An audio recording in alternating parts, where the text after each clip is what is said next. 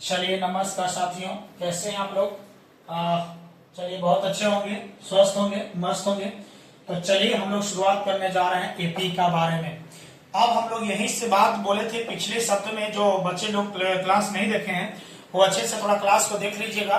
थोड़ा सा थोड़ा बोरिंग टाइप का फील होगा, लेकिन याद कीजिए बहुत बड़ा रहस्य छिपा हुआ उसमें। मेन उसमें सीमेंट डाला हुआ है, मेन जड़ मजबूत किया हुआ है। उसके बाद यहाँ से शुरू करने जा रहे हैं। याद कीजिएगा, अनुक्रम जो हम लोग पढ़े थे, अनुक्रम के प्रकार हम लोग जानने की कोशिश करेंगे। टाइप्स ऑफ सीक्वेंस समझिए बाबा। Types of sequence. अब यहां से जो है अनुक्रम हम लोग बता चुके हैं कि संख्याओं का वैसा समूह होगा जिसमें निश्चित नियम का पालन करता होगा, उसको अनुक्रम के नाम से जानते हैं। अब अनुक्रम जो होती है वह 3 प्रकार के हैं। ऐसे बहुत सारे हम लोग प्रकार के लोग जान चुके हैं पीछे भी, परिमित अपरिमित भी, लेकिन मुख्य रूप से अनुक्रम के प्रकार हम लोग जानेंगे। पहला नंबर अरिथमेटिक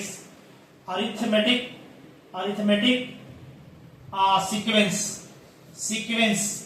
लेकिन अब बता चुके हम पिछले क्लास में पढ़ाए हैं, सीक्वेंस के जगह पर हम अब प्रयोग करेंगे प्रोग्रेशन। कौन सा होगा? प्रोग्रेशन।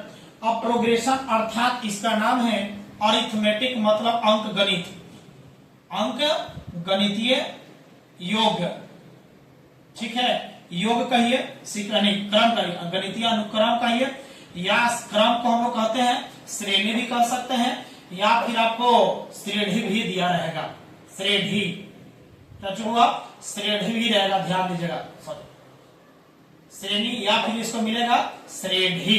तो हम इसको शॉर्ट में अंकगणितीय, या इसी को हम लोग कहते हैं समांतर श्रेणी। इसी का नाम क्या कहते हैं? समांतर श्रेणी, अर्थात शॉर्ट में ए और बताइए पी। ज्यादा प्रचलित के लिए हम लोग पी का उपयोग करेंगे।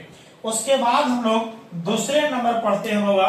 देखिए ये सब अंकगणितीय क्रम होगा, अंकगणितीय श्रेणी होगा, अंकगणितीय श्रेणी होगा। इस सब थोड़ा सा कंफ्यूजन को दूर कीजिए, परेशान मत होइए। लगेगा कि औच बहुत है, लेकिन परेशान होने की जरूरत नहीं है।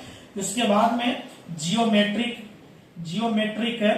सीक्वेंस हो जाएगा। सीक्वेंस की जगह पर हम बता चुके कि क्या यूज करेंगे?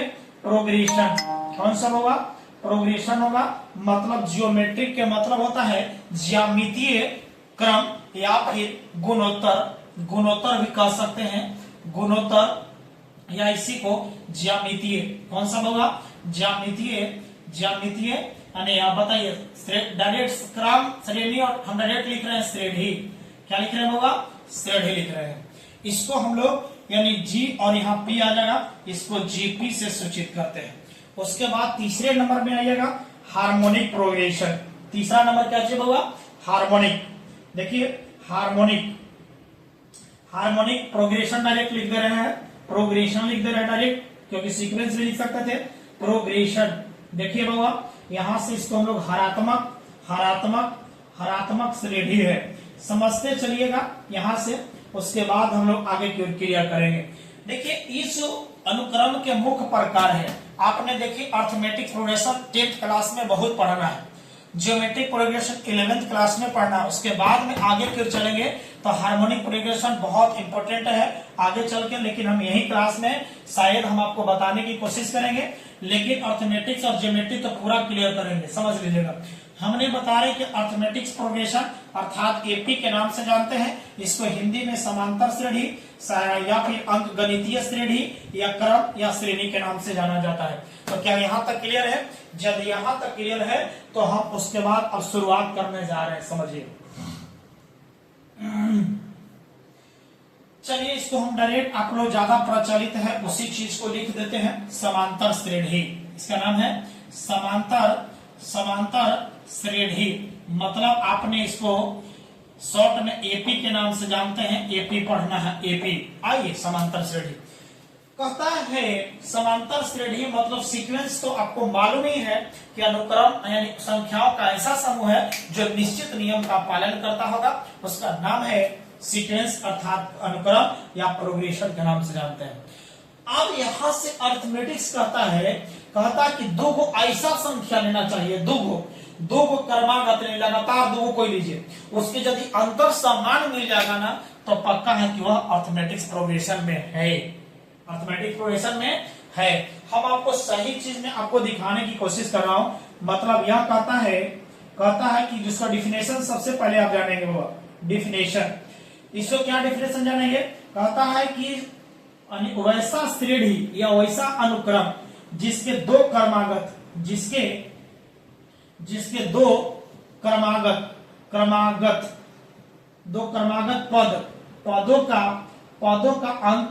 पदों का अंतर हमेशा समान होती है। ध्यान देना हुआ, ये जरूर लिखिएगा, हमेशा समान होती है उस संख्या को या उस अनुक्रम को बताइए, क्या कहेंगे? एपी के नाम से जाना जाता है। हम एग्जाम्पल में आपको दिखाने की कोशिश करेंगे, डरो नहीं, कहां से निकलेगा।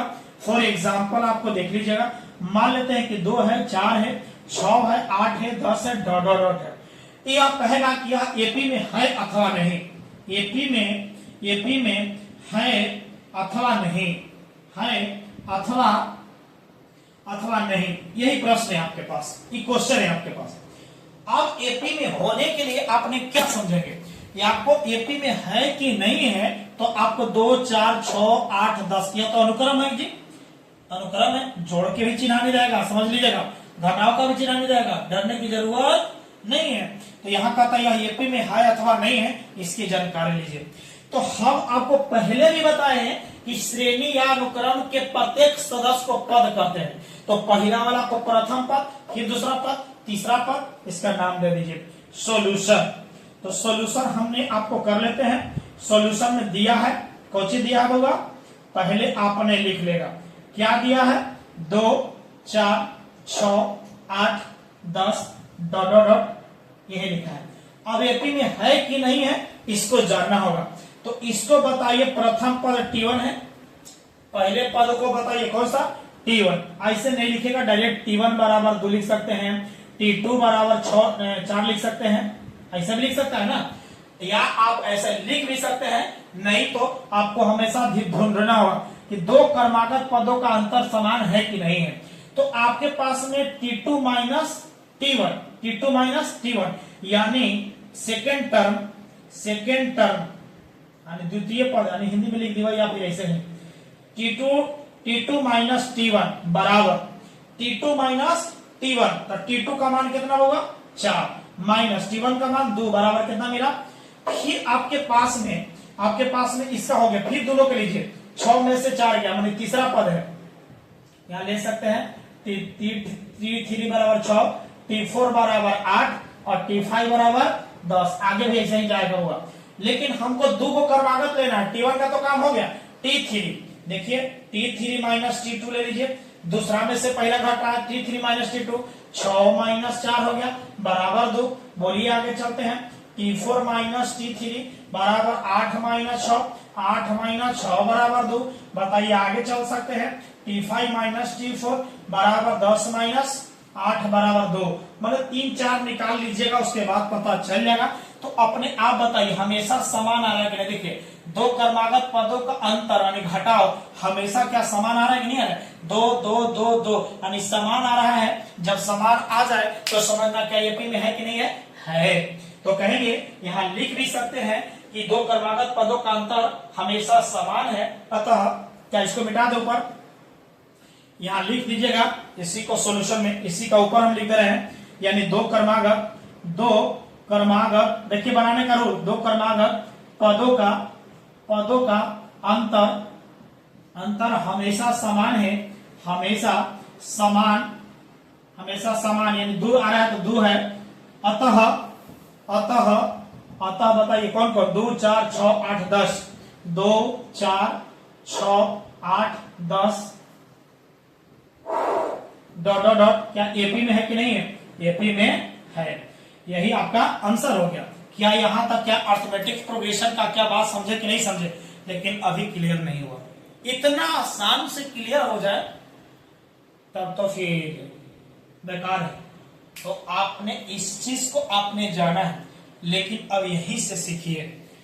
ये तो आपने समझा कि अर्थमेटिक प्रोग्रेशन का परिभाषा क्या सीखा, परिभाषा सीखा है। लेकिन अब समझिएगा अर्थमेटिक प्रोग्रेशन के बाद समांतर यानी सार्वंतर समझिएगा।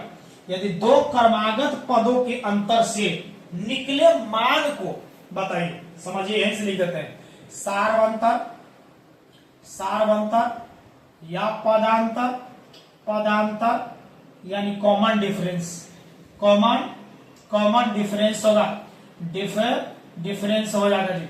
अब कॉमन डिफरेंस यानी सीडी, शॉर्ट में हम लोग क्या कहते हैं, सीडी या सीडी भी खाली कहते हैं। इसमें याद कीजिएगा डिफरेंस है। देखिए वो दो गो क्रमागत पद लिए, उसके पद अंतर समान है, दो पद लिए अंतर समान, दो पद लिए अंतर समान, तो दो क्रमागत पदों के अंतर से निकले जो मान है, कौन सा निकला मान, दो दो दो, तो इसी चीज को दो क्रमागत पदों के अंतर से निकले मान को पदांतर कहते हैं। यहां से लिख सकते हैं कि दो क्रमागत पदों के अंतर से निकले मान